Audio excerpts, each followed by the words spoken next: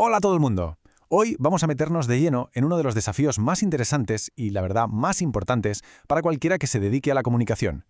¿Cómo cogemos un montón de datos, a veces fríos y complejos, y los transformamos en una historia visual que de verdad atrape, que se entienda y que convenza?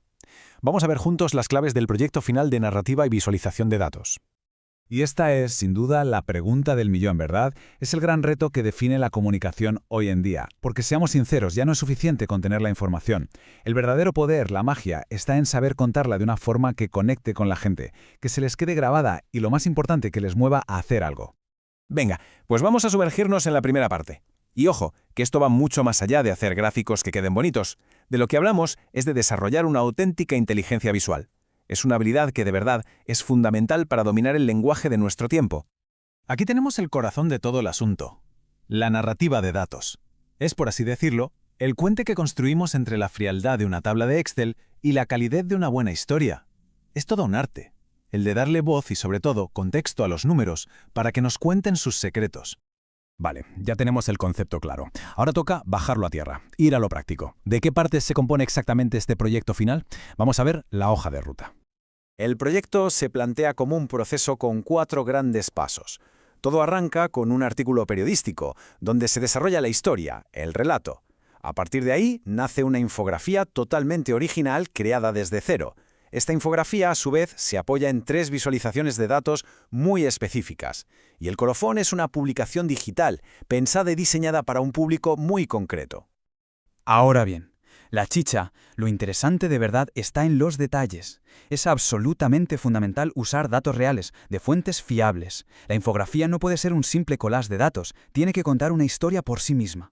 Además, hay restricciones creativas importantes, una paleta de colores limitada a 3 para buscar coherencia y un claro dominio de la imagen sobre el texto.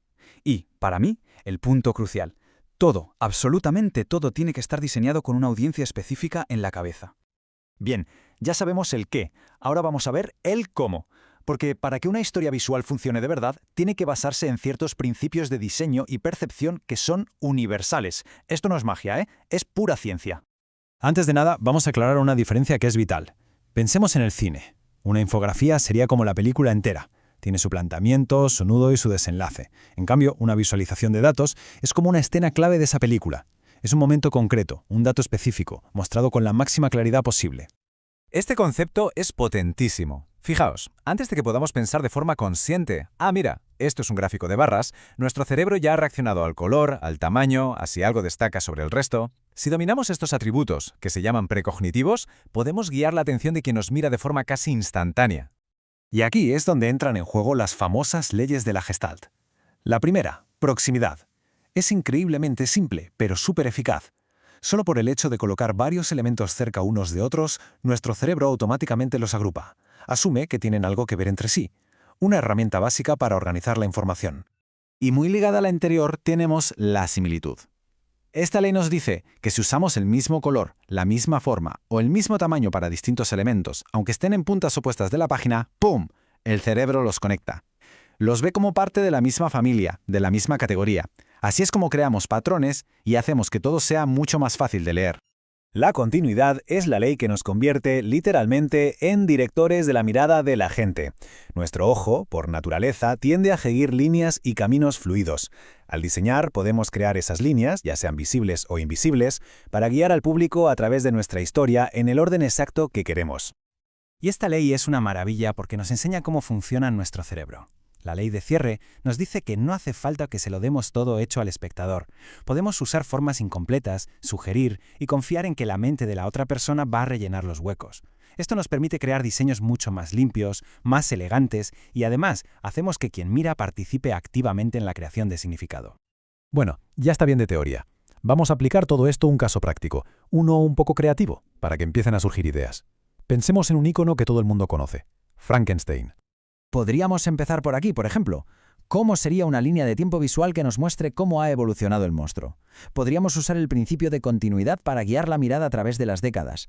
¿Qué datos visuales, como el color de la piel o la altura, podríamos sacar de cada versión para compararlos? Pero ¿y si vamos un poco más allá?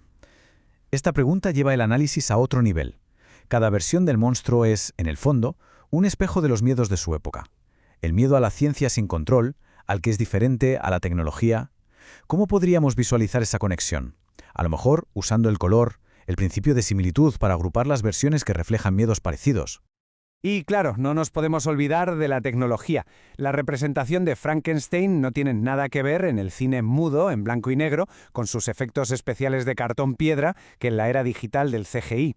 Contar esa evolución tecnológica es otra capa súper interesante que se le puede añadir a la narrativa. Y con todo esto sobre la mesa, llegamos a la conclusión, al porqué de todo este esfuerzo. Después de ver las piezas, los principios y un ejemplo, es el momento de enfocar cuál es el propósito final de este trabajo.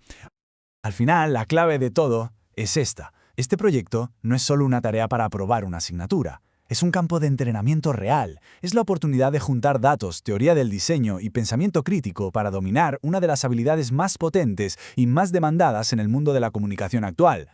Y con esta reflexión cerramos. La pregunta ya no es el cómo, sino el qué. Los datos están ahí fuera, por todas partes, esperando a que alguien los escuche.